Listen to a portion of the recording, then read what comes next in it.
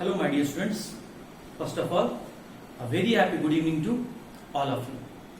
और आज का लेक्चर हम लोग के academic board point of view से बहुत इंपॉर्टेंट है। आज के लेक्चर को समझने के बाद स्टूडेंट आगे अगर आप केमिस्ट्री ऑनर्स भी लेते हैं तो आगे इस लेक्चर के बदौलत ही आगे आपके लिए केमिस्ट्री बहुत इजी हो जाएगा।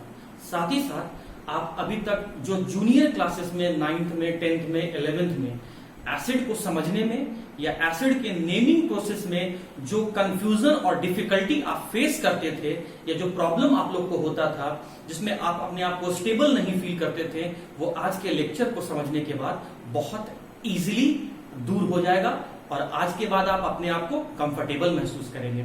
तो आज हम लोग नेमिंग के साथ साथ नोमेनक्लेचर प्रोसेस के साथ साथ ऑक्सीडेशन स्टेट भी कैलकुलेट करना सीखेंगे और साथ ही साथ किसी भी एसिड के नेमिंग के स्ट्रक्चर, नेमिंग के साथ साथ स्ट्रक्चर को भी हम लोग बनाना सीखेंगे। तो धीरे धीरे मैं लेके चलता हूं और उम्मीद करता हूं कि आप घर में भी हार्ड वर्क कर रहे होंगे और आने वाले समय में जो पेरेंट्स आपके लिए ड्रीम देखे हैं या जो मेरा एक्सपेक्टेशन आपके रिजल्ट को लेकर है वो ड्रीम आप जरूर पूरा करेंगे। तो स्टूडेंट आज मैं टॉपिक को स्टार्ट कर रहा हूं ऑक्सी एसिड और ऑक्सो एसिड से। ये दो वर्ड आपके लिए नया नहीं है। मैं प्रीवियस लेक्चर में 1-2 दिन पहले वाले लेक्चर में मैं ये टर्म बताया हूं, लेकिन फिर भी मान लेते हैं कि कुछ स्टूडेंट का छूट गया था या समझने में दिक्कत हुआ है या कम समझ में आया हो, तो आप आज के लेक्चर को फुल्ली कंसंट्रेशन से एंजॉय करें और आप फिर से ऑक्सी एसिड और ऑक्सो एसिड को समझेंगे। देखिए, जब कभी भी नॉन मेटल, मैं नॉन मेटल का सिंबल यहां पर ई लिया हूं, जब कभी भी नॉन मेटल ऑक्सीजन और हाइड्रोजन आपस में मिलकर एसिड का फॉर्मेशन करता है, जब कभी भी नॉन मेटल ऑक्सीजन और हाइड्रोजन आपस में मिलकर कंपाउंड या फिर एसिड का फॉर्मेशन करता है, तो इस तरह से बनने वाले एसिड को हम लोग ऑक्सी एसिड कहते हैं।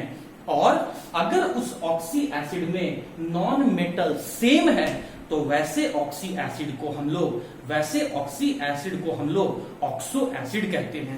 इस बात को आप ऐसे समझो, इस यूनिवर्स में बहुत सारे लिविंग बींग्स हैं, लेकिन वैसे लिविंग बींग जिनके पास सिविक सेंस होता है, जिनके पास कॉमन सेंस होता है, उसे हम ह्यूमन कहते हैं। और वैसे ह्यूमन जो इंडिया में रहते हैं उसे हम इंडियंस कहते हैं। उसी तरीके से नॉन मेटल ऑक्सीजन और हाइड्रोजन से मिलकर बनने वाले कंपाउंड को हम लोग ऑक्सी एसिड कहते हैं। और वैसे ऑक्सी एसिड जिनमें नॉन मेटल सेम रहेगा तो ऐसे ऑक्सी एसिड को हम लोग ऑक्सो एसिड कहते हैं। आप देखिए यहां पर पहले एग्जांपल से समझते हैं ऑक्सी एसिड को। हाइड्रोजन ऑक्सीजन और नॉन मेटल है, ऑक्सी एसिड। हाइड्रोजन ऑक्सीजन और नॉन मेटल कार्बन है, मतलब ये भी ऑक्सी एसिड। हाइड्रोजन ऑक्सीजन और नॉन मेटल नाइट्रोजन है, मतलब ये भी ऑक्सी एसिड है। हाइड्रोजन ऑक्सीजन और नॉन मेटल फास्फोरस है, मतलब ये भी ऑक्सी एसिड। हाइड्रोजन ऑक्सीजन और नॉन मेटल सल्फर है, मतलब ये भी ऑक्सी एसिड। हाइड्रोजन ऑक्सीजन और नॉन मेटल क्लोरीन है, मतलब ऑक्सी एसिड। मतलब बोर्ड पर जितने भी एग्जांपल्स एसिड के लिखे गए हैं ये सब ऑक्सी एसिड हैं। अब हमें यह समझना है कि इनमें से ऑक्सी एसिड तो सब हैं, लेकिन कौन से ऑक्सो एसिड हैं। तो जिन जिन में नॉन मेटल सेम होगा वो ऑक्सो एसिड होंगे। तो जरा इन दोनों ऑक्सी एसिड को कंपैरिजन कीजिए। इसमें नॉन मेटल बोरोन है और इसमें नॉन मेटल कार्बन है। अरे नॉन मेटल ही सेम नहीं है तो फिर ऑक्सो एसिड नहीं होगा। इसमें देखिए, नॉन मेटल कौन है? नाइट्रोजन। नॉन मेटल कौन है? नाइट्रोजन। मतलब ऑक्सी एसिड जिनके नॉन मेटल सेम है तो हम लोग कहेंगे ये दोनों जो है वो ऑक्सो एसिड है। और ऑक्सो एसिड है, किस लिए ऑक्सो एसिड बोले? क्योंकि इसमें नॉन मेटल नाइट्रोजन सेम है, इसीलिए कहते हैं ऑक्सो एसिड ऑफ नाइट्रोजन। इन दोनों में नॉन मेटल फास्फोरस सेम है, इसीलिए कहेंगे ऑक्सो एसिड ऑफ फास्फोरस। इन दोनों में भी नॉन मेटल सल्फर सेम है तो कहेंगे ऑक्सो एसिड ऑफ सल्फर। इन दोनों में भी नॉन मेटल क्लोरीन सेम है तो इनको हम लोग कहेंगे ऑक्सो एसिड ऑफ क्लोरीन। तो उम्मीद करता हूं ऑक्सी एसिड और ऑक्सो एसिड आप समझ गए होंगे। ऑक्सी एसिड में 3 कंपोनेंट आपको देखना होगा, नॉन मेटल, ऑक्सीजन और हाइड्रोजन। और जिनके नॉन मेटल सेम रह जाएं उनको वैसे ऑक्सी एसिड को आप ऑक्सो एसिड कहना। अब जरा देखो आप यहाँ पे, आप इस हाइड्रोजन पे फोकस करो स्टूडेंट। ये जो हाइड्रोजन है वो हाईली इलेक्ट्रोनेगेटिव एलिमेंट ऑक्सीजन के साथ जुड़ा हुआ है।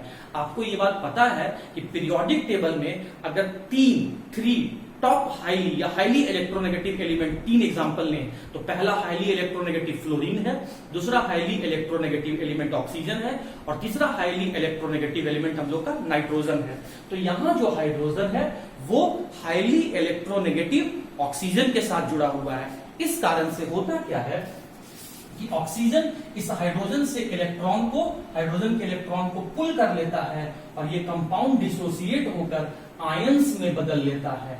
हाइड्रोजन के इलेक्ट्रॉन को ऑक्सीजन पुल किया, इसीलिए हाइड्रोजन इलेक्ट्रॉन को लूज किया, इसीलिए हाइड्रोजन के ऊपर पॉजिटिव चार्ज आया। ऑक्सीजन हाइड्रोजन के इलेक्ट्रॉन को पुल करके गेन कर लिया, इसीलिए ऑक्सीजन के ऊपर नेगेटिव चार्ज आया। सिंस ये ऑक्सी एसिड, सिंस ये कंपाउंड डिसोसिएट होकर H+ दे रहा है, हाइड्रोनियम आयन दे रहा है, इसीलिए हम लोग ऑक्सी के साथ इसके नाम के पीछे एसिड लगाते हैं और इस हाइड्रोजन को हम लोग एसिडिक हाइड्रोजन कहते हैं। और आज के बाद आप जब कभी भी पूरे ऑर्गेनिक केमिस्ट्री में या पूरे केमिस्ट्री में कहीं भी ये वर्ड एसिडिक हाइड्रोजन आएगा तो आप समझ जाएंगे कि ये जो हाइड्रोजन होगा वो हाईली इलेक्ट्रोनेगेटिव एलिमेंट फ्लोरीन या फिर ऑक्सीजन या फिर नाइट्रोजन से जुड़ा हुआ होगा। और ये बात आप यहाँ पर इसके डिसोसिएशन प्रोसेस से भी देख रहे हैं। तो कहने का मतलब हर ऑक्सी एसिड या हर ऑक्सो एसिड में एसिडिक हाइड्रोजन होने के कारण से नाम के पीछे में आपका एसिड जरूर यूज होगा। तो ऑक्सी एसिड और ऑक्सो एसिड को समझने के बाद आइए अब हम लोग नोमेनक्लेचर को स्टार्ट करते हैं। ओके स्टूडेंट्स, तो ऑक्सी एसिड और ऑक्सो एसिड को समझने के बाद अब हम लोग आ रहे हैं नोमेनक्लेचर ऑफ मिनरल एसिड। अब मिनरल एसिड क्या होता है ये बात आप जानते हैं।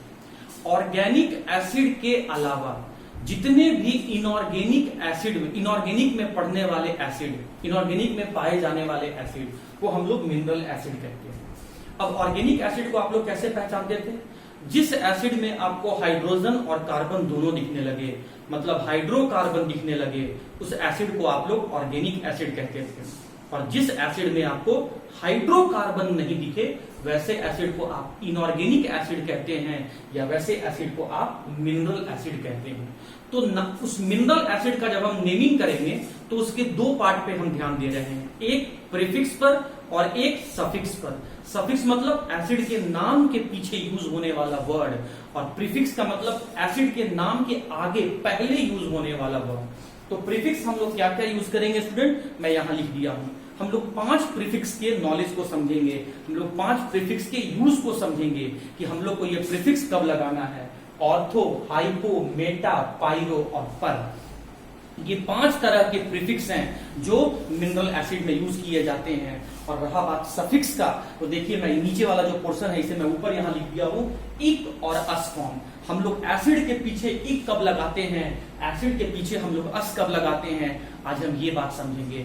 एसिड के आगे हम लोग ऑर्थो, हाइपो, मेटा, पाइरो और पर कब लगाते हैं, ये भी बात हम लोग आज समझेंगे इसके बाद। तो ध्यान दीजिए, देखिए एसिड में आप इक फॉर्म तब लगाएंगे जब वहां पर नॉन मेटल मतलब सेंट्रल एटम अपने हाईएस्ट ऑक्सीडेशन स्टेट में होगा। मतलब कौन कौन कौन, सेंट्रल एटम या फिर नॉन मेटल। आप जानते हैं स्टूडेंट कि ऑक्सी एसिड में और ऑक्सो एसिड में एक कंपोनेंट नॉन मेटल भी होता है जो सेंट्रल एटम भी होता है।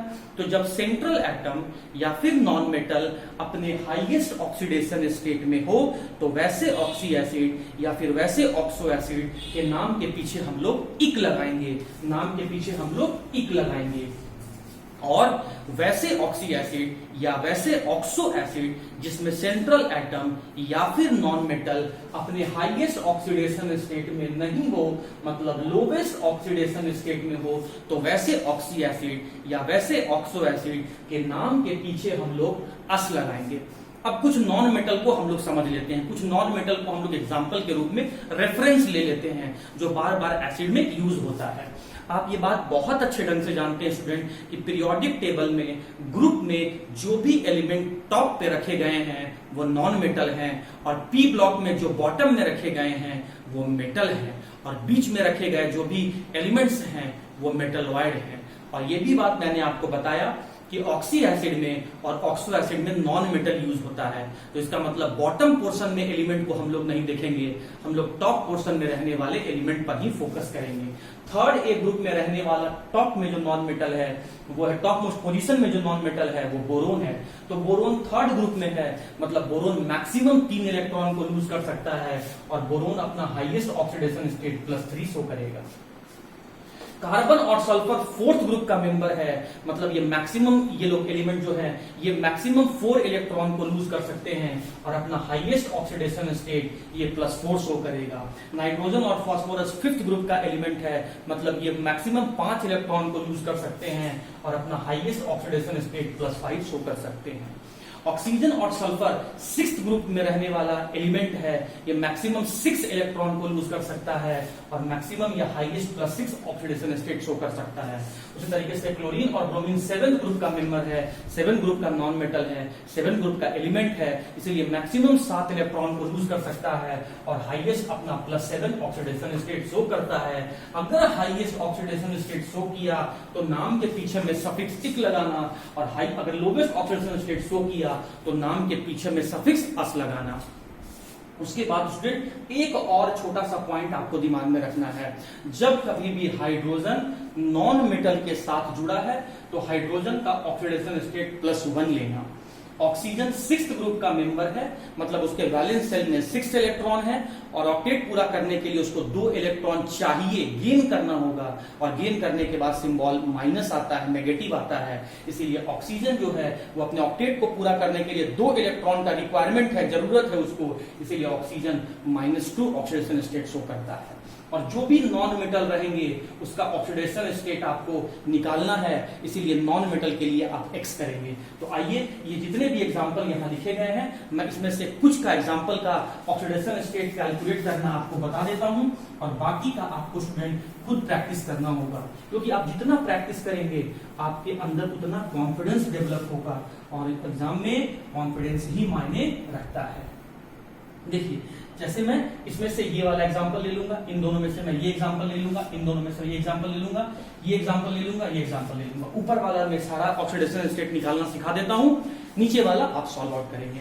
हाँ जी, ये रहा, इसको पुट करते जाइए, बनते चला जाएगा। हाइड्रोजन का ऑक्सीडेशन स्टेट 1, और 1 × 3 कितना हो गया 3, 1 × 3 कितना हो गया 3, प्लस बोरोन तो नॉन मेटल है, उसका निकालना है, तो निकालने के लिए इसका क्या मान ले X।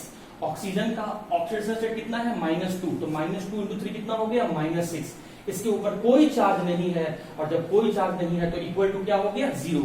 तो x बराबर सॉल्व करेंगे तो क्या आ जाएगा +3। इसका मतलब बोरोन का यहाँ ऑक्सीडेशन स्टेट आपका +3 आ गया। अब यहाँ पे आइए, नॉन मेटल का निकालेंगे, नाइट्रोजन का। हाइड्रोजन का ऑक्सीडेशन स्टेट क्या लेना है +1, कब? जब नॉन मेटल के साथ जुड़ा हो तब, लेकिन मेटल के साथ जुड़ेगा तब क्या हो जाएगा -1 हाइड्रोजन का। लेकिन अभी तो हाइड्रोजन नॉन मेटल के साथ जुड़ा हुआ है, तो हाइड्रोजन का ऑक्सीडेशन स्टेट क्या होगा +1 होगा। तो देखिए 1 नाइट्रोजन का X, ऑक्सीजन का -2, -2 × 2 कितना हो गया -4। इसके ऊपर कोई चार्ज नहीं है तो इक्वल टू 0। तो x बराबर क्या आ जाएगा आपका +3। आप यहां सॉल्व करेंगे स्टूडेंट तो ये आएगा आपका +5। अब कैसे आया आप, ये मैंने बता दिया, ये तुम खुद करो। यहां सॉल्व आउट करेंगे तो यहां पर आएगा तुम्हारा कार्बन का ऑक्सीडेशन स्टेट +4। फटाफट निकालते जाओ, बनते चला जाएगा। तुम जब बनाओगे ना तो तुम बिल्कुल वैसे बनाने लगोगे जैसे मैं बनाता हूं, बिल्कुल पेन उठाए, बहुत इजी है यार। खैर देखिए, हाइड्रोजन का ऑक्सीडेशन स्टेट 1, 1 × 3 क्या हो जाएगा 3 है ना, और फास्फोरस का क्या मान ले X। ऑक्सीजन कितना होगा -2, -2 × 3 क्या हो गया -6। इसके ऊपर कोई चार्ज नहीं है तो इक्वल टू 0। x बराबर सॉल्व करेंगे तो क्या आ जाएगा आपका +3। यहां सॉल्व करोगे स्टूडेंट तो यहां पे कितना आ जाएगा, यहां पे आ जाएगा आपका इसका +5। सॉल्व करके देखना आप यहां पे, है ना। यहां पे आ जाओ, अब इस केस में आ जाओ, सल्फर का निकालना है। तो हाइड्रोजन का कितना होता है +1, +1 × 2 कितना हो जाएगा 2। सल्फर का कितना मान ले X, -2 × 3 क्या हो जाएगा -6। इसके ऊपर कोई चार्ज नहीं है, इक्वल टू 0। x बराबर सॉल्व करेंगे तो क्या आ जाएगा +4। यहां सॉल्व करके क्या आ जाएगा, यहां आएगा आपका +6। सॉल्व करके देखना नीचे वाला +6। चलो अब यहां पे आ जाओ, इस वाले में निकालते हैं। हाइड्रोजन में कितना मान ले 1, क्लोरीन में कितना मान ले X, ऑक्सीजन कितना मानना है -2, 3 बार है तो -2 × 3 क्या हो गया -6। इसके ऊपर कोई चार्ज नहीं है तो इक्वल टू 0। x बराबर क्या आ गया +5। +5 और यहां पर x बराबर क्या आ जाएगा स्टूडेंट आपका +7 ठीक है, +7 अच्छा इसको थोड़ा मैं चेंज कर देता हूं, एक और बता देता हूं एग्जांपल में, अगर ये 2 होता और ये 3 होता तब कैसे निकालेंगे। कंसेप्ट को समझ लो, कितना भी क्वेश्चन होगा आप आराम से इजीली बना सकते हैं। फिर से देखिए आप यहाँ पे मैं 2 एग्जांपल और बढ़ा दिया। हाइड्रोजन का ऑक्सीडेशन स्टेट क्या हो गया 1, क्लोरीन का क्या हो गया x, ऑक्सीजन का क्या हो गया -2 इंटू 2 क्या हो गया -4, कोई इसके ऊपर चार्ज नहीं है तो इक्वल टू क्या हो गया 0। तो x बराबर सॉल्व करेंगे तो क्या आ जाएगा आपका +3, यहां सॉल्व करेंगे तो क्या आ जाएगा +5। अब देखो स्टूडेंट, अब मैं इसका नेमिंग करता हूं, तो इसका नेमिंग मैं आपको सिखाने जा रहा हूं। अब आइए ध्यान से देखिएगा, ऑक्सीडेशन स्टेट मैंने आपको निकालना बता दिया, अब मैं इसका नेमिंग बताऊंगा आपको। बस इस बात का ध्यान रखना है कि अगर नॉन मेटल जो सेंट्रल एलिमेंट है अपने हाईएस्ट ऑक्सीडेशन स्टेट में होगा तो नाम के पीछे इक लगा देना, अगर लोवेस्ट ऑक्सीडेशन स्टेट में होगा तो उसके नाम के पीछे क्या लगा देना, अस लगा देना, ठीक है। अब मैं थोड़ा सा इसको यहाँ पे मैं नेमिंग करने जा रहा हूं। अब ध्यान से इसको देखिएगा स्टूडेंट कि मैं कैसे इस कंपाउंड का नेमिंग कर रहा हूं, ठीक है। यहां से स्टार्ट करते हैं नेमिंग।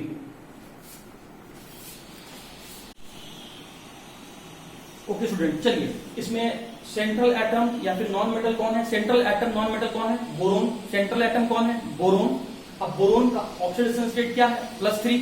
अब वो +3 हाईएस्ट है कि लोवेस्ट है ये देखो, तो बोरोन कौन से ग्रुप का है, थर्ड ग्रुप का, तो हाईएस्ट ऑक्सीडेशन स्टेट क्या है +3 और यहाँ बोरोन +3 शो कर रहा है, मतलब boron highest oxidation state show कर रहा है। और जब boron highest oxidation state show कर रहा है तो बोरोन के नाम के पीछे क्या लगेगा, इक लगेगा। तो बोरोन के नाम के पीछे जब इक लगेगा स्टूडेंट तो इसका नाम क्या हो जाएगा, बोरिक, नाम क्या हो जाएगा बोरिक। और एसिडिक हाइड्रोजन है तो नाम के पीछे क्या लगेगा, एसिड, पूरा नाम क्या हो गया, बोरिक एसिड। अब यहाँ देखो सेंट्रल एटम कौन है, नाइट्रोजन। नाइट्रोजन का ऑक्सीडेशन स्टेट क्या है +3। अब +3 हाईएस्ट है कि लोवेस्ट है, चलो नाइट्रोजन के पास चलते हैं, नाइट्रोजन के पास गए तो नाइट्रोजन कौन से ग्रुप का है, 5th ग्रुप का है। और 5th ग्रुप का है तो नाइट्रोजन का हाईएस्ट ऑक्सीडेशन स्टेट क्या होगा +5। अगर +5 शो करेगा तो इसका मतलब हाईएस्ट शो कर रहा है, और हाईएस्ट शो कर रहा है तो इक लगेगा। लेकिन क्या यहाँ पे नाइट्रोजन +5 शो कर रहा है, नहीं शो कर रहा है, इसका मतलब नाइट्रोजन हाईएस्ट नहीं शो कर रहा है। और नाइट्रोजन हाईएस्ट नहीं शो कर रहा है तो नाइट्रोजन लोवेस्ट शो कर रहा है। और अगर लोवेस्ट शो कर रहा है तो नाम के पीछे क्या लगेगा, अस लगेगा, और अस लगेगा तो इसका नाम क्या हो जाएगा, नाइट्रस। और इसमें एसिडिक हाइड्रोजन प्रेजेंट है, ऑक्सी एसिड है ना, एसिडिक हाइड्रोजन प्रेजेंट है तो नाम के पीछे एसिड भी लगेगा और नाम क्या हो जाएगा, नाइट्रस एसिड। यहाँ पे आ जाओ, चलो इससे पहले यहाँ एग्जांपल कर लेते हैं। यहाँ नाइट्रोजन क्या शो कर रहा है, सेंट्रल एटम कौन है, नाइट्रोजन है। नाइट्रोजन ऑक्सीडेशन स्टेट क्या शो कर रहा है, +5 शो कर रहा है, और +5 अगर शो कर रहा है तो इसका मतलब ग्रुप नंबर के बराबर शो कर रहा है, मतलब हाईएस्ट ऑक्सीडेशन स्टेट शो कर रहा है। और हाईएस्ट ऑक्सीडेशन स्टेट शो करेगा तो नाम के पीछे क्या लगेगा, इक लगेगा। तो यहाँ नाम क्या हो जाएगा, नाइट्रोजन के नाम के पीछे क्या लगेगा, इक लगेगा, तो यहाँ क्या हो जाएगा, इक, तो नाम क्या हो गया, नाइट्रिक। और एसिडिक हाइड्रोजन प्रेजेंट है तो क्या लग जाएगा, एसिड, और पूरा नाम क्या हो गया, नाइट्रिक एसिड। इसको भी देखो, देखिए सेंट्रल एटम कौन है, कार्बन। अब कार्बन के पीछे इक लगाएं कि अस लगाएं, वो डिपेंड करेगा कि carbon highest oxidation state show कर रहा है कि लोवेस्ट। कार्बन क्या शो कर रहा है, +4। कार्बन कौन से ग्रुप का है, 4th ग्रुप का है, तो मैक्सिमम ऑक्सीडेशन स्टेट क्या होगा, +4। और कार्बन +4 शो भी कर रहा है, मतलब हाईएस्ट ऑक्सीडेशन स्टेट शो कर रहा है, तो कार्बन के नाम के पीछे क्या लगेगा, इक लगेगा, और इसका नाम क्या हो जाएगा, कार्बोनिक हो गया। और इस ऑक्सी एसिड में आप देख सकते हैं कि एसिडिक हाइड्रोजन प्रेजेंट है, इसीलिए एसिड नाम भी यूज हो जाएगा, और पूरा नाम क्या हो गया, कार्बोनिक एसिड। चलिए इसमें आते हैं, सेंट्रल एटम कौन है, फास्फोरस। सेंट्रल एटम कौन है, फास्फोरस। फास्फोरस भी कौन से ग्रुप का है, 5th ग्रुप का है। तो फास्फोरस अगर 5th ग्रुप का है तो मैक्सिमम ऑक्सीडेशन स्टेट क्या शो करेगा, +5। लेकिन क्या यहाँ phosphorus maximum oxidation state +5 show कर रहा है, नहीं शो कर रहा है। तो +5 नहीं शो कर रहा है तो इसका मतलब लोवेस्ट ऑक्सीडेशन स्टेट शो कर रहा है, और लोवेस्ट ऑक्सीडेशन स्टेट शो कर रहा है तो इसका मतलब इसके नाम के पीछे अस लगेगा, और इसके नाम के पीछे अगर अस लगेगा तो इसका नाम हो गया फास्फोरस। और एसिडिक हाइड्रोजन प्रेजेंट है इसीलिए हो जाएगा एसिड। लेकिन यहाँ देखिए फास्फोरस +5 शो कर रहा है, मतलब मैक्सिमम ग्रुप नंबर के बराबर शो कर रहा है, मतलब हाईएस्ट या फिर मैक्सिमम ऑक्सीडेशन स्टेट शो कर रहा है। तो यहाँ पर फास्फोरस के नाम के पीछे क्या लगेगा, इक लगेगा, और इसका नाम क्या हो गया, फास्फोरिक एसिड। अब चलिए इनका जो बचा हुआ उसका एग्जांपल करते हैं, जिसका हमको जरूरत नहीं है स्टूडेंट, उसको हम मिटा देते हैं। ध्यान से देखिएगा, चलिए अब यहाँ पर देखिए सल्फर, सेंट्रल एटम कौन है? सल्फर। सल्फर कौन से ग्रुप का है? 6 ग्रुप का। सल्फर का मैक्सिमम ऑक्सीडेशन स्टेट क्या होगा? +6। लेकिन क्या यहाँ सल्फर हाईएस्ट मतलब मैक्सिमम ऑक्सीडेशन स्टेट शो कर रहा है? नहीं शो कर रहा है, तो इसका मतलब लोवेस्ट शो कर रहा है। तो सल्फर के नाम के पीछे क्या लगेगा? अस लग जाएगा। तो इसका नाम यहाँ पर क्या हो जाएगा स्टूडेंट? सल्फ्यूरस। Sulphurous, sulphurous. और एसिडिक हाइड्रोजन है इसीलिए एसिड, नाम क्या हो गया? Sulphurous acid.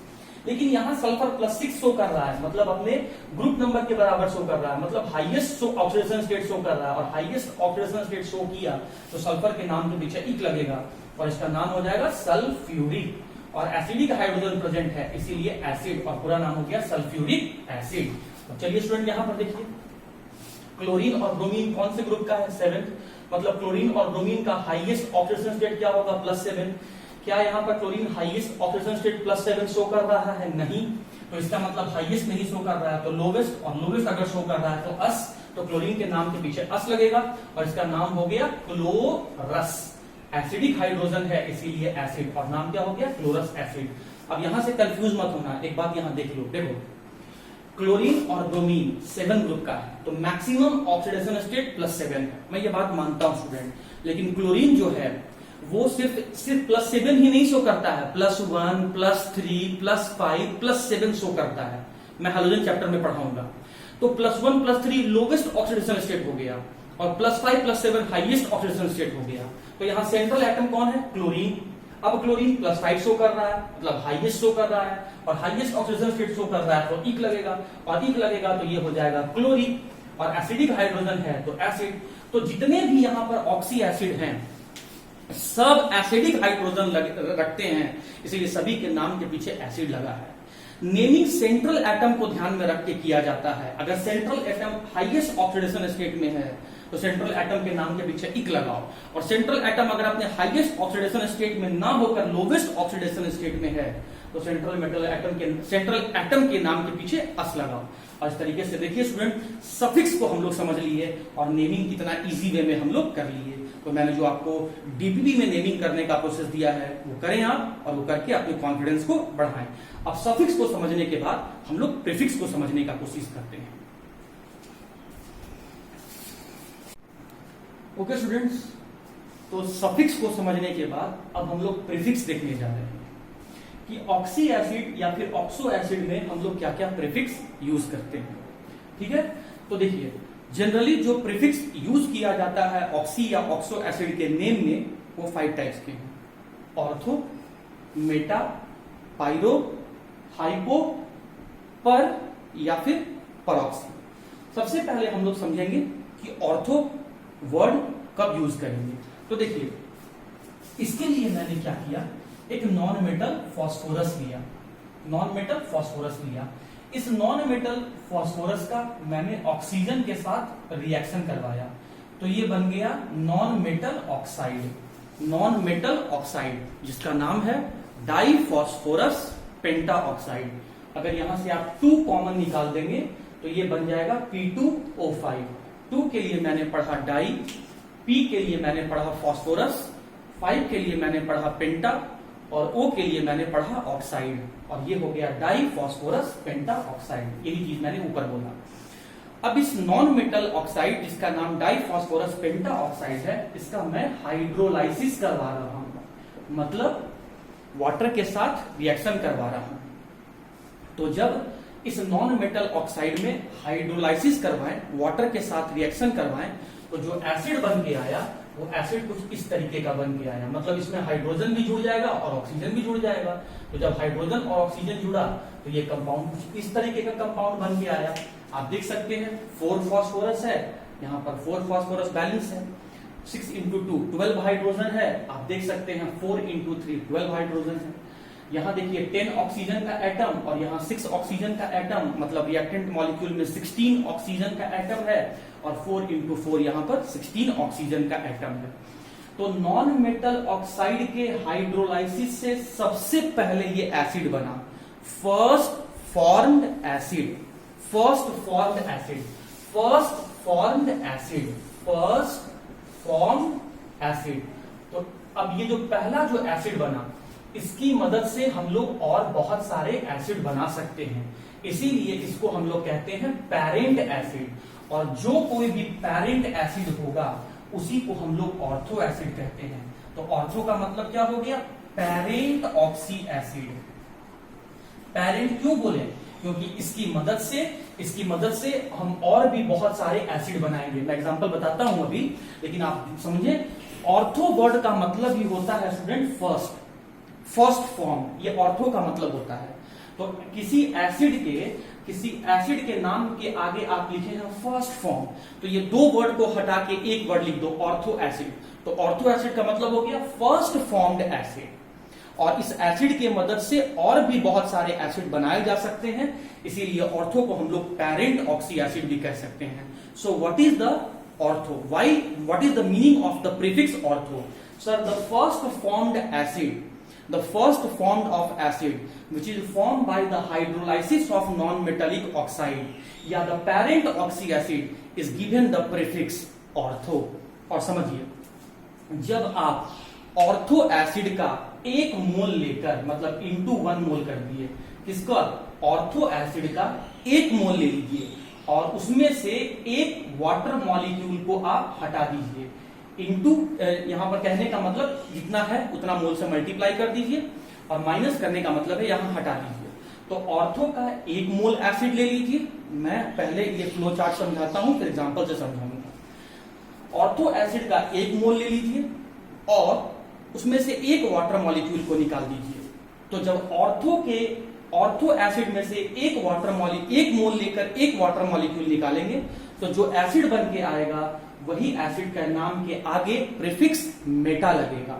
लेकिन स्टूडेंट, एक बात जो मैं यहां सबसे इंपॉर्टेंट बात बता रहा हूं, जो आपको किसी बुक में लिखा होगा नहीं मिलेगा, वो ये है कि जिसका मेटा बनेगा उसी के नाम के आगे ऑर्थो लगेगा। अगर मेटा नहीं है तो उसके नाम के आगे ऑर्थो नहीं लगेगा। ऑर्थो का मतलब होता है पहला बनने वाला एसिड, या पेरेंट ऑक्सी एसिड को हम लोग ऑर्थो एसिड कहते हैं।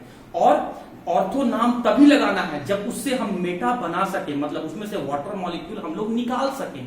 तो अगर मेटा बनेगा तभी वैसे पेरेंट ऑक्सी एसिड को आप लोग मेटा नाम देंगे। अब यहां आ जाओ, पाइरो। अब ऑर्थो का 2 मोल ले लो, इसका ऑर्थो एसिड का 2 मोल ले लो, इंटू 2 कर दिया मैंने, इंटू 2 मोल। जितना भी ऑर्थो है उसका 2 मोल ले लीजिए और फिर से उसमें से एक वाटर मॉलिक्यूल को हटा दीजिए, एक वाटर मॉलिक्यूल को हटा दीजिए। तो जो एसिड बन के आएगा उस एसिड के नाम के आगे पाइरो लगेगा। देखो, मेटा कहने का मतलब है आफ्टर। मेटा का मतलब क्या होता है? आफ्टर। जैसे ऑर्थो का मतलब क्या होता है? First form. तो मेटा का मतलब क्या होता है? आफ्टर। आफ्टर क्यों लगा? After removal of 1 water molecule the prefix Meta is used. Pyro का मतलब क्या होता है? पाइरो का मतलब होता है हीट। तो जब आप ऑर्थो एसिड का 2 मोल लेंगे, पहले वाले में क्या लिए थे? 1 मोल, दोनों में कॉमन क्या था? दोनों में एक वाटर मॉलिक्यूल निकालेंगे। लेकिन जब 1 मोल ही लेकर एक वाटर मॉलिक्यूल निकालेंगे तो मेटा लगाएंगे, लेकिन जब 2 मोल एसिड लेकर एक वाटर मॉलिक्यूल निकालेंगे तब पाइरो लगाएंगे। वाटर मॉलिक्यूल का काम हो गया। अब ऑक्सीजन एटम को, जब ऑर्थो एसिड में से एक ऑक्सीजन एटम को आप, माइनस लिखा हुआ है, एक ऑक्सीजन एटम को आप रिमूव करेंगे तो नाम के आगे क्या लगेगा? हाइपो। और हाइपो वर्ड का मतलब होता है लेस। तो आप देख सकते हैं, आपने घटाया, आपने सब्ट्रैक्ट किया तो लेस हो गया। तो when the acid contain 1 oxygen atom less than the ortho acid, we can use the prefix hypo. उसके बाद इस बार ऑक्सीजन एटम को ऐड कर दो। जब आप एक ऑक्सीजन एटम और जोड़ेंगे, आपको ये बात तो पता ही है स्टूडेंट कि ऑर्थो में ऑक्सी एसिड है तो ऑक्सीजन तो होगा ही। ऑक्सीजन पहले से था, एक ऑक्सीजन आप और जोड़ दिए। तो जब एक ऑक्सीजन आप और जोड़ दिए, ये ऑक्सीजन पहले से था और आपने क्या किया? एक ऑक्सीजन और जोड़ दिया, तो आपको कुछ ऐसा लिंकेज दिखने लगा। तो जब आप ऑर्थो एसिड में एक ऑक्सीजन एटम जोड़ते हैं तो उसके नाम के आगे वर्ड पर लगता है या परऑक्सी लगता है, and परऑक्सी indicate oxygen oxygen linkage. मैं फिर से बोल रहा हूं, 1 2 3 4 5। पहले ये पांचों का मतलब समझो। ऑर्थो का मतलब क्या होता है? First form. मेटा का मतलब क्या होता है? आफ्टर। पाइरो का मतलब क्या होता है? हीट। हाइपो का मतलब क्या होता है? लेस। पर या परऑक्सी का मतलब क्या होता है? Oxygen oxygen linkage. ऑर्थो को हम लोग क्या कह रहे हैं? Parent oxy acid. क्यों कहें पेरेंट ऑक्सी एसिड? क्योंकि ऑर्थो की मदद से मेटा वाला एसिड, पायरो वाला एसिड, हाइपो वाला एसिड, पर वाला एसिड बनता है। मतलब इसकी हेल्प से बहुत सारे एसिड बनते हैं, इसीलिए इसको कहा गया है पेरेंट ऑक्सी एसिड। लेकिन ऑर्थो का तो मतलब होता है फर्स्ट फॉर्म। तो फर्स्ट फॉर्म क्यों कहा गया? क्योंकि जब कभी भी नॉन मेटल ऑक्साइड से हम लोग नॉन मेटल ऑक्साइड का हम लोग हाइड्रोलाइसिस करते हैं तो जो पहला एसिड बनता है तो वही एसिड के नाम के आगे ऑर्थो लगा दिया जाता है। लेकिन जरूरी नहीं कि हर नॉन मेटल ऑक्साइड के हाइड्रोलाइसिस से पहला बनने वाले एसिड में हम लोग ऑर्थो वर्ड लगा दें। क्यों सर? जिससे मेटा बन सकता है उसी के नाम में ऑर्थो लगाना है, नहीं तो हर एक पायरो हर एक ऑर्थो में, हर एक मतलब फर्स्ट फॉर्म एसिड में आपको ऑर्थो नहीं लगाना है। वही फर्स्ट फॉर्म एसिड में आपको ऑर्थो लगाना है जिसका मेटा बन सके। अब मेटा बनता कैसे है? ऑर्थो का एक मोल ले लो। देखो हटाना क्या क्या है, या तो हटाना वाटर मॉलिक्यूल है या तो हटाना आपको ऑक्सीजन एटम है। अगर ऑर्थो का एक मोल लेकर एक वाटर मॉलिक्यूल निकाला तो नाम के आगे क्या लगाएगा? मेटा। लेकिन ऑर्थो का 2 मोल लेकर एक वाटर मॉलिक्यूल निकाला तो नाम क्या लगाएगा? पायरो। अब ऑर्थो में से एक ऑक्सीजन एटम को हटा दिया तो नाम क्या लगाएगा? हाइपो। और अगर आप ऑर्थो में से एक ऑक्सीजन एटम जोड़ दिए तो उसमें नाम के आगे प्रीफिक्स क्या लगाएंगे? पर या परऑक्सी। तो 1 2 3 4 और ये 5, ये 5 वर्ड है स्टूडेंट। अब इसी को मैं आपको एग्जाम्पल के फॉर्म में समझाता हूं। आइए समझते हैं एग्जाम्पल के फॉर्म में।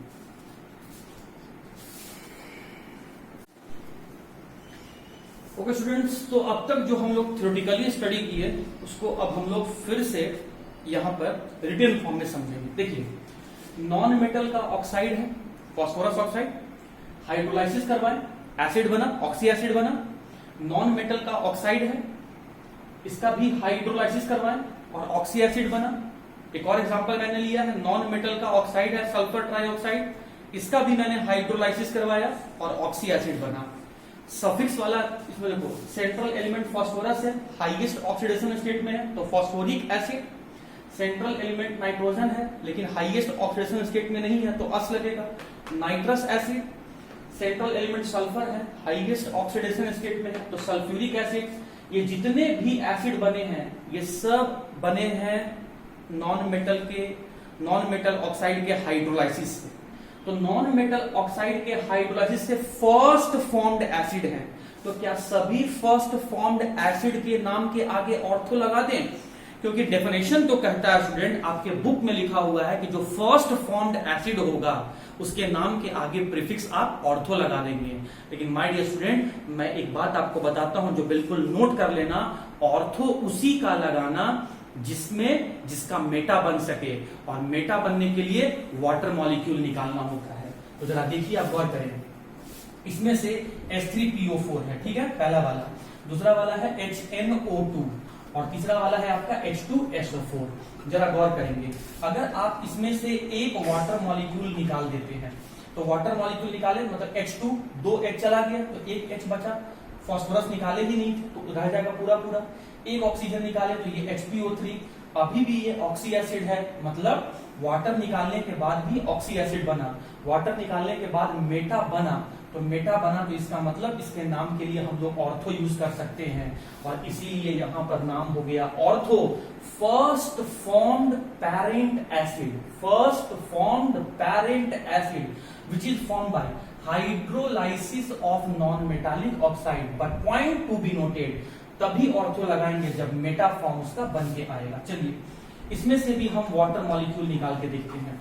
अरे भाई, आपको वाटर मॉलिक्यूल का फॉर्मूला H2O है, यहां तो 2 हाइड्रोजन है ही नहीं, तो इसमें से वाटर आप निकाल ही नहीं सकते हैं, मतलब मेटा बनेगा ही नहीं, और मेटा नहीं बनेगा तो इसके नाम के आगे ऑर्थो नहीं लगेगा, इसका नाम सिर्फ नाइट्रस एसिड हो जाएगा। फिर से देखो, सल्फ्यूरिक एसिड, ये सल्फ्यूरिक एसिड है, इसमें से भी हम वाटर मॉलिक्यूल रिमूव करते हैं। अरे वाह, इसमें तो हम लोग को 2 हाइड्रोजन दिखा, इसका मतलब हाइड्रोजन तो दोनों चला गया, तो यहां से सल्फर बचा, क्योंकि सल्फर आप निकाले ही नहीं है, रिमूव ही नहीं किए हैं। 4 ऑक्सीजन एटम में से 1 ऑक्सीजन एटम आप निकाल दिए, तो बचा 3 ऑक्सीजन एटम। लेकिन क्या ये ऑक्सी एसिड है? अरे ऑक्सी एसिड होने के लिए हाइड्रोजन ऑक्सीजन के साथ नॉन मेटल होना चाहिए, तो ये ऑक्सी एसिड है ही नहीं, तो इसको हम लोग मेटा नाम कैसे लगा दें? तो इसका मतलब ये ऑक्सी एसिड नहीं बन रहा है, मतलब इसका भी मेटा नहीं बनेगा, और मेटा जब नहीं बनेगा तो ऑर्थो नाम नहीं लगेगा। इसीलिए स्टूडेंट सिर्फ ऑर्थोफॉस्फोरिक एसिड होता है, नाइट्रोजन का ऑर्थोनाइट्रस एसिड या ऑर्थोनाइट्रिक एसिड नहीं बनेगा। उसी तरीके से सल्फर का ऑर्थोसल्फ्यूरिक एसिड नहीं, सिर्फ सल्फ्यूरिक एसिड। क्यों? क्योंकि वहां उसका मेटा फॉर्म नहीं बनता है। तो उम्मीद करते हैं ऑर्थो कंसेप्ट समझ में आ गया होगा कि first formed acid parent oxy acid which is formed by the hydrolysis of non-metallic oxide, and the word and the prefix word ortho will only be used when meta can be formed from such type of acid। और ये example मैंने आपको बता दिया। अब मैं आता हूं मेटा पायरो वाले फॉर्म को एक्सप्लेन करता हूं आपको यहां से। ओके स्टूडेंट, तो अब मैं मेटा पायरो हाइपो और परऑक्सी फॉर्म आपको बताने जा रहा हूं, ध्यान से देखिएगा। मैंने पैरेंट ऑक्सी एसिड लिया, और जैसे ही मैंने कहा पैरेंट ऑक्सी एसिड, आप समझ गए होंगे कि फर्स्ट फॉर्म्ड ऑक्सी एसिड लिया है, ऑर्थो एसिड लिया है, ऑर्थोफॉस्फोरिक एसिड लिया है। देखिए 4 डिफरेंट केसेस मैं सॉल्व करने जा रहा हूं, ध्यान से कहिएगा। इसका एक मोल लो इंटू 1, तो 1 करोगे तो वही ना, एक वही रह जाएगा। तो इसका एक मोल लो और इसमें से एक वाटर मॉलिक्यूल निकाल दो।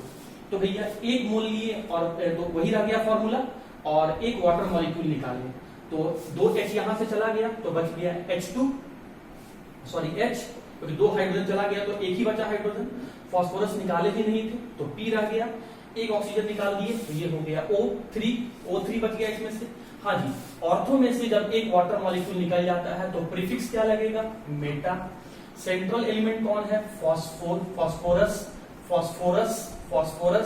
अब जरा चेक करो कि नाम के पीछे अस लगाएं कि इक लगाएं। तो यहां पर फॉस्फोरस का ऑक्सीडेशन स्टेट क्या है? +5। ऑक्सीडेशन स्टेट निकालने मैंने बताया था। इसका मतलब फॉस्फोरस के नाम के पीछे क्या लग जाएगा? इक।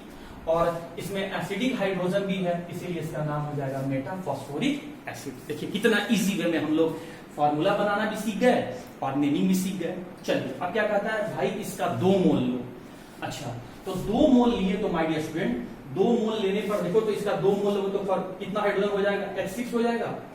2 फॉस्फोरस हो गया 2 मोल लेने पर, और ऑक्सीजन हो गया O8। अब कहता है कि 2 मोल लेने पर इसमें से एक वाटर मॉलिक्यूल निकालो। तो 2 हाइड्रोजन निकालेंगे तो फॉर्मूला क्या हो जाएगा? H4।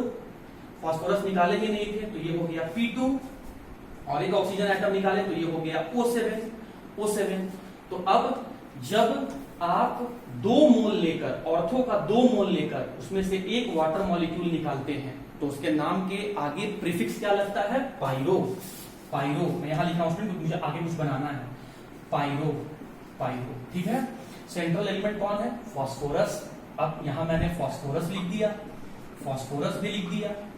अब फॉस्फोरस के पीछे में अस लगेगा कि इक लगेगा, वो उसका ऑक्सीडेशन स्टेट बताएगा। और यहां पर स्टूडेंट जो आपका ऑक्सीडेशन स्टेट है, ये ऑक्सीडेशन स्टेट कितना है? +5 है। आप कैलकुलेट करके देख लो तो इसका मतलब हाईएस्ट है, और हाईएस्ट है तो नाम के पीछे आपका इक लग जाएगा, इक लग गया।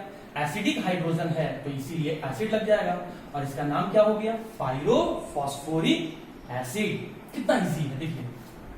अब मैं क्या कर रहा हूं, इसमें से इसी में से एक ऑक्सीजन एटम को रिमूव कर दिया। तो एक ऑक्सीजन एटम को जब मैं यहां से रिमूव कर दिया तो फॉर्मूला क्या हो गया? H4P2O6। और जब एक ऑक्सीजन एटम को रिमूव कर देते हैं, लेस कर देते हैं, तो लेस के लिए वर्ड क्या आता है आपका? हाइपो। किसका हाइपो? इसी फॉस्फोरिक एसिड का हाइपो। तो इसका नाम हो गया आपका हाइपोफॉस्फोरिक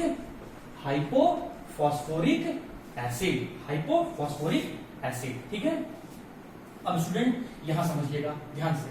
अब मैं क्या कर रहा हूं, इसमें से एक ऑक्सीजन एटम को निकाल दिया। तो एक ऑक्सीजन, अब इसमें से मैं एक ऑक्सीजन का निकाल वहां मैंने दिखा दिया आपको।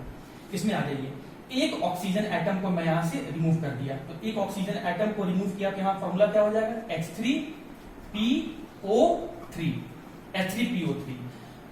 अब इसका नाम क्या है? स्टूडेंट ध्यान से देखिएगा। अब इसमें से देखिए, अब यहां से सेंट्रल एलिमेंट कौन है? फॉस्फोरस। ऑक्सीडेशन स्टेट यहां पर क्या है? ध्यान से निकालिएगा तो आपको मालूम चलेगा +3 है। +3 है। तो central element phosphorus phosphorus phosphorus phosphorus और लोवेस्ट ऑक्सीडेशन स्टेट है, तो नाम के पीछे अस रहेगा, इसलिए अस रहेगा तो मैं अस को छोड़ दिया, जैसा था लिखा छोड़ दिया। एसिडिक हाइड्रोजन है तो ये लगा आपका एसिड, इसका नाम है फास्फोरस एसिड। अब इसी फास्फोरस एसिड में से मैं एक ऑक्सीजन एटम को रिमूव कर दिया, तो अब एक ऑक्सीजन कम पड़ जाएगा।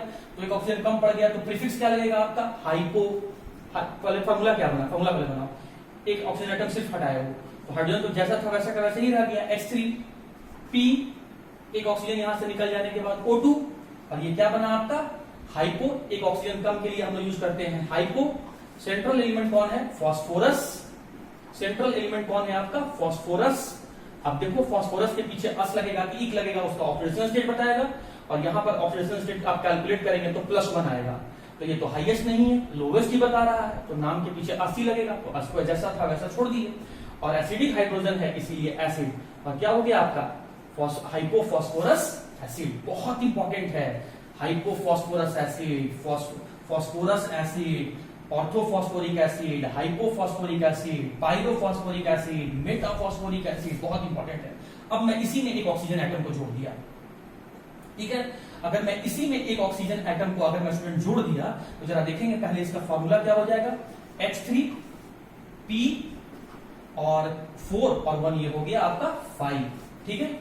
अब आप एक ऑक्सीजन एटम जोड़ दिए तो इसका मतलब परऑक्सी लिंकेज भी आ गया होगा, परऑक्सी लिंकेज भी आ गया होगा। तो परऑक्सी लिंकेज आ जाने के कारण से स्टूडेंट इसके नाम के आगे प्रीफिक्स क्या लगेगा? पर ऑक्सी, पर ऑक्सी, पर ऑक्सी, पर ऑक्सी, ठीक है। अब सेंट्रल एलिमेंट कौन है? Phosphorus, phosphorus, phosphorus. और यहां पर फास्फोरस का तुम ऑक्सीडेशन स्टेट निकालो तो मालूम चल जाएगा, सफिक्स अस लगेगा कि इक लगेगा। और अगर यहां पर आप ऑक्सीडेशन स्टेट निकालेंगे तो स्टूडेंट आप देखिए ध्यान से समझना, मैं आगे रीजन इसका बताऊंगा। देखो हाइड्रोजन का 1 × 3 कितना हो गया? 3 प्लस फास्फोरस का क्या हो जाएगा? x -2 × 5 क्या हो गया? -10 इक्वल्स टू क्या हो गया? 0। x बराबर 100 पे हो तो कितना आ जाएगा? 7।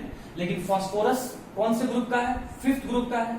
मैक्सिमम कितना ऑक्सीडेशन स्टेट वो शो कर सकता है? मैक्सिमम कितने इलेक्ट्रॉन को लूज कर सकता है? 5 मतलब वो मैक्सिमम 5 इलेक्ट्रॉन को लूज कर सकता है, लेकिन यहाँ कितना दिखा रहा है? 7। तो जब कभी एक्सेस मतलब हाईएस्ट ऑक्सीडेशन स्टेट से भी ज्यादा ऑक्सीडेशन स्टेट शो करने लगे तो समझ जाना कि वहां पर परऑक्सी लिंकेज है। और इसीलिए डायरेक्ट तुम क्या करना, मैं आगे रीजन बताऊंगा, डायरेक्ट तुम क्या करना, उसका हाईएस्ट ऑक्सीडेशन स्टेट शो कर देना। मैं फिर से बता रहा हूं स्टूडेंट, जब मैं यहाँ पे ऑक्सीडेशन स्टेट निकाला तो वो 7 आया।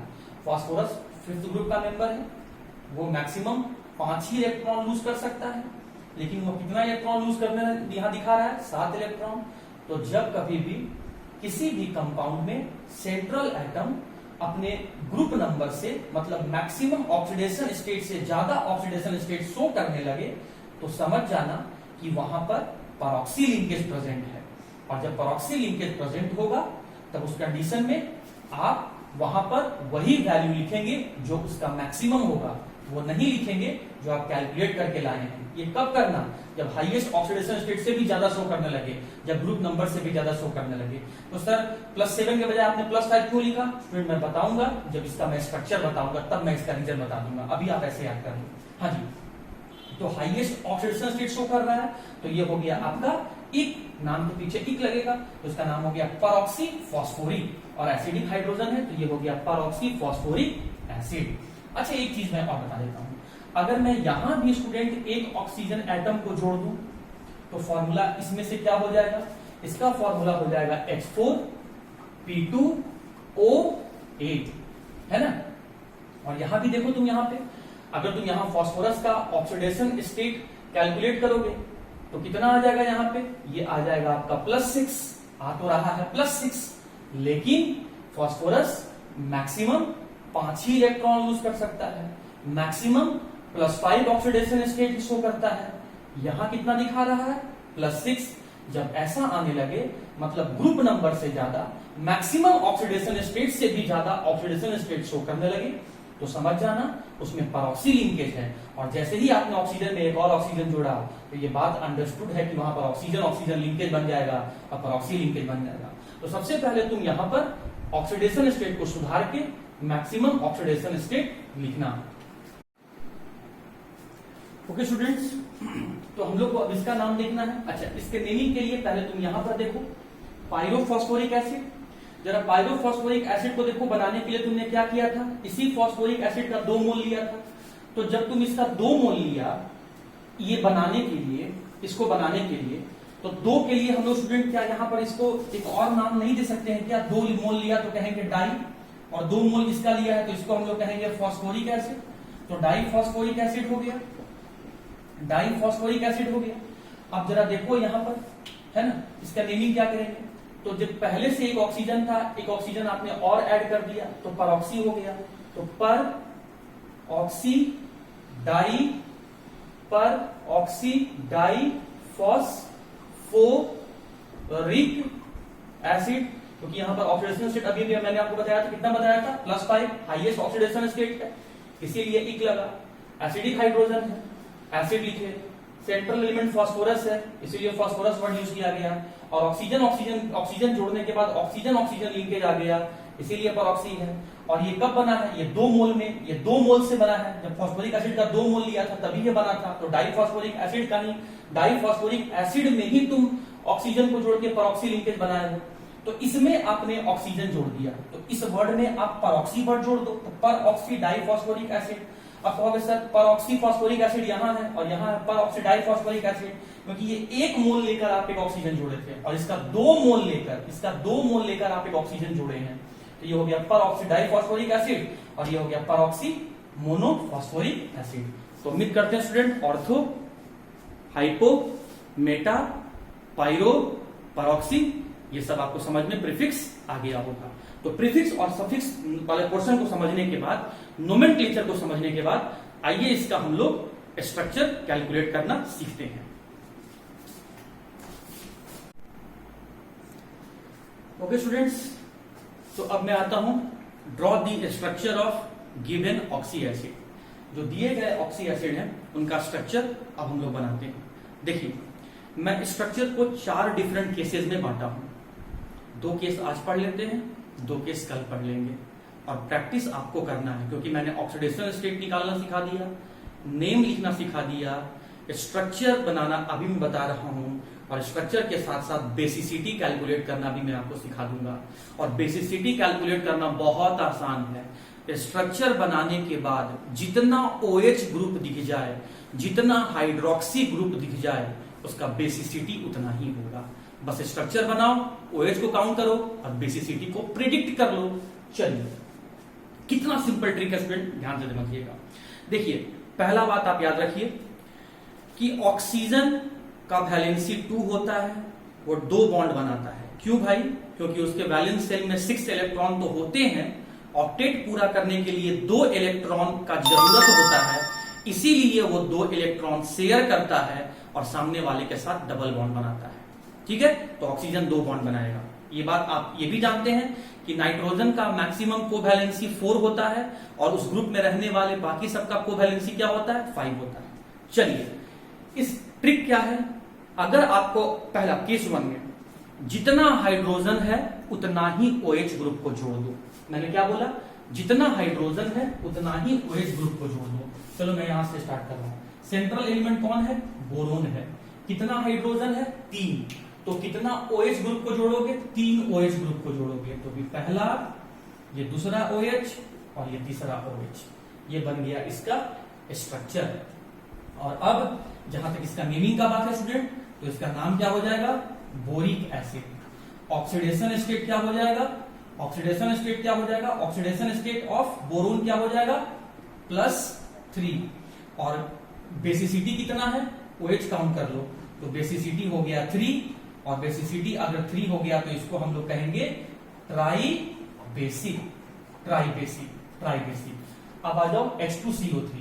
सेंट्रल एलिमेंट कौन है? कार्बन। कितना हाइड्रोजन है? 2। तो कितना हाइड्रोक्सी को जोड़ोगे? 2 हाइड्रोक्सी को जोड़ेंगे। ये रहा पहला हाइड्रोक्सी, ये रहा दूसरा हाइड्रोक्सी, जोड़ दिए। अब ऑक्सीजन कितना था? 3। कितना ऑक्सीजन तुम बना दिए? 2। बचा कितना ऑक्सीजन? 1, जो ऊपर लिख दिए।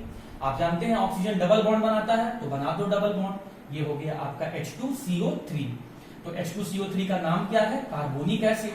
आपको पता है कि मैंने नाम कैसे लिखा। ऑक्सीडेशन स्टेट यहां पर क्या है कार्बन का? ऑक्सीडेशन स्टेट ऑफ कार्बन क्या है? +4। और स्टूडेंट अगर बेसिसिटी बोलूं तो OH को काउंट कर लो, कितना दिख रहा है OH ग्रुप? 2 दिख रहा है। तो इसीलिए कहेंगे कि ये डाई बेसिक है, डाई बेसिक है। सारा स्ट्रक्चर को अपने कॉपी में बना लेना। मैं इसलिए बना के आपको नहीं दिया था क्योंकि आप खुद से बनाओगे तो ज्यादा समझ में आएगा। चलो, H4SiO4 सेंट्रल एलिमेंट कौन है? सिलिकॉन। कितना हाइड्रोजन है? 4।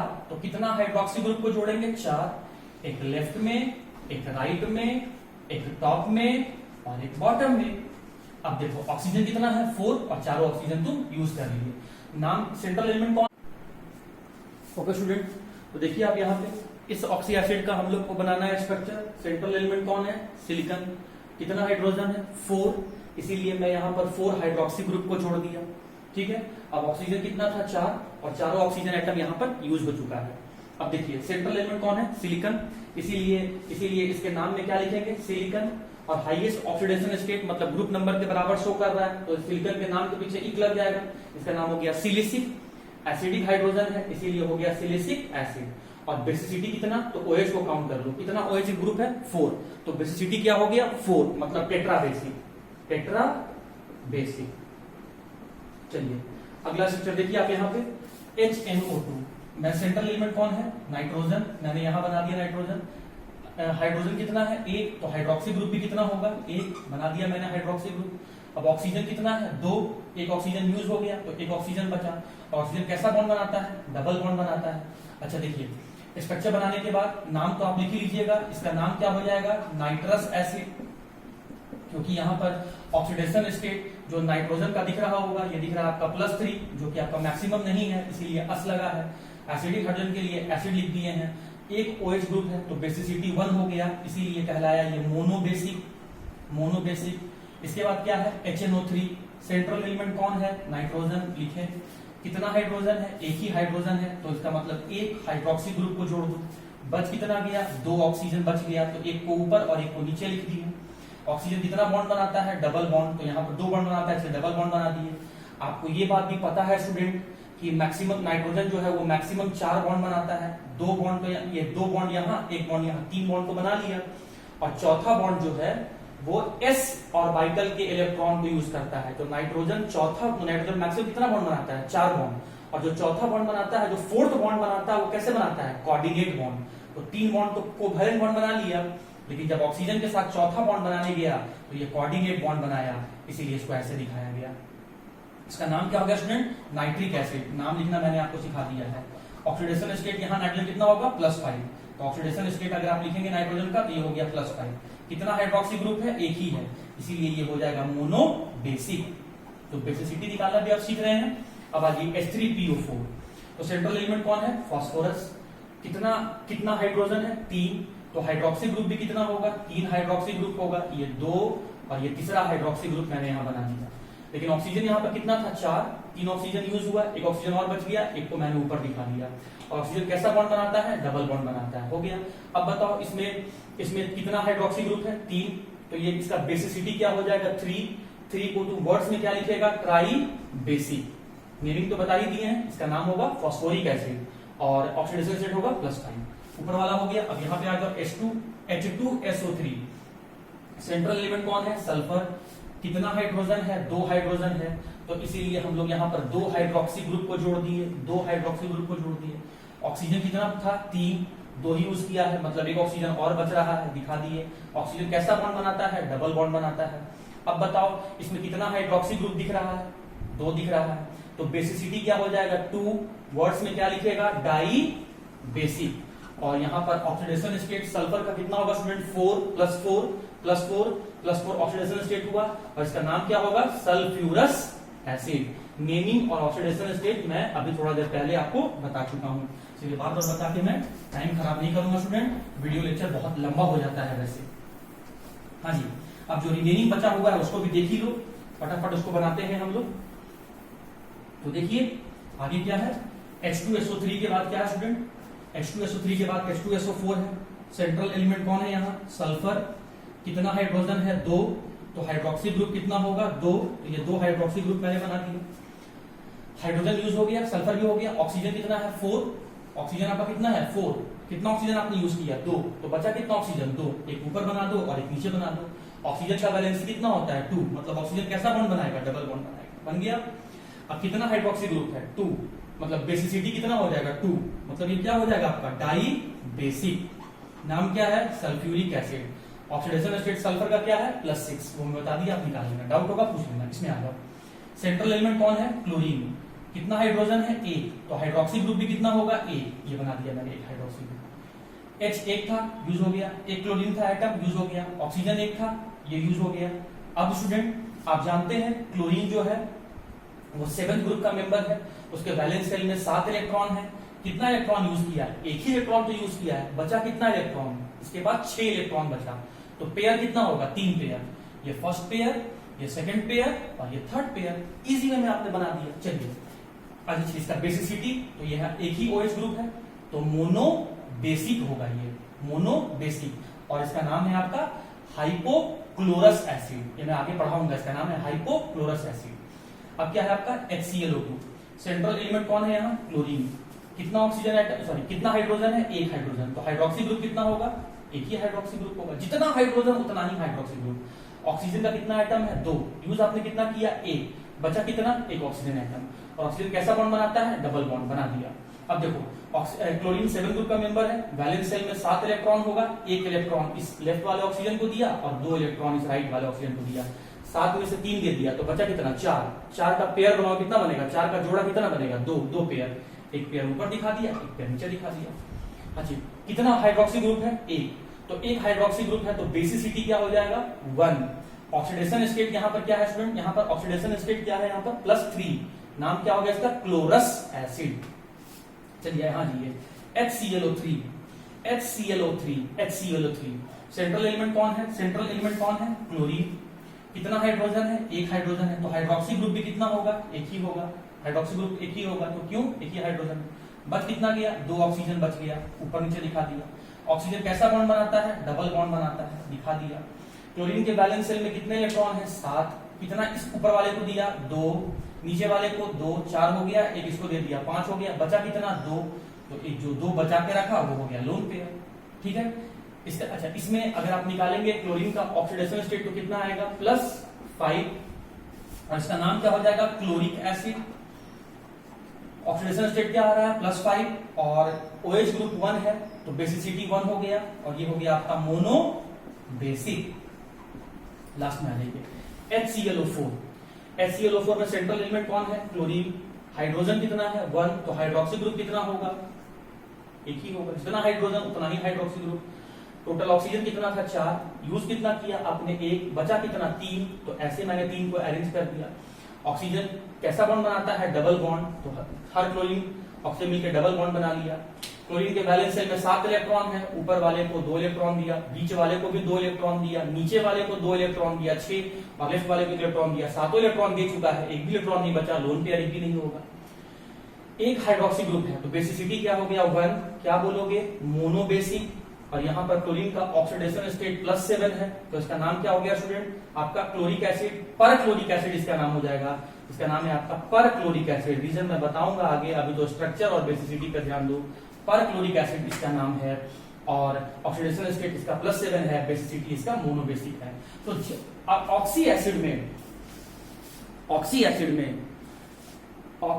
में स्टूडेंट आपको सिर्फ ये ध्यान में रखना है कि कितना हाइड्रोजन है, जितना हाइड्रोजन है उतना ही हाइड्रोक्सी ग्रुप बना दो, और फिर इस बात को दिमाग में रखो कि ऑक्सीजन 2 बॉन्ड बनाता है, ध्यान रखते हुए कि नाइट्रोजन का वैलेंसी 4 होता है, चौथा बॉन्ड अगर नाइट्रोजन को बनाना पड़े तो वो कोऑर्डिनेट बॉन्ड बनाता है। इस बात को बना के आप प्रैक्टिस करोगे तो बनेगा, लेकिन इस रूल का केस नंबर 1 का आपका 3 एक्सेप्शन है, वो 3 एक्सेप्शन को भी आज हम लोग देख लेते हैं, बाकी हम लोग केस 2, केस 3 और केस 4 का स्ट्रक्चर हम लोग नेक्स्ट क्लास में देखेंगे।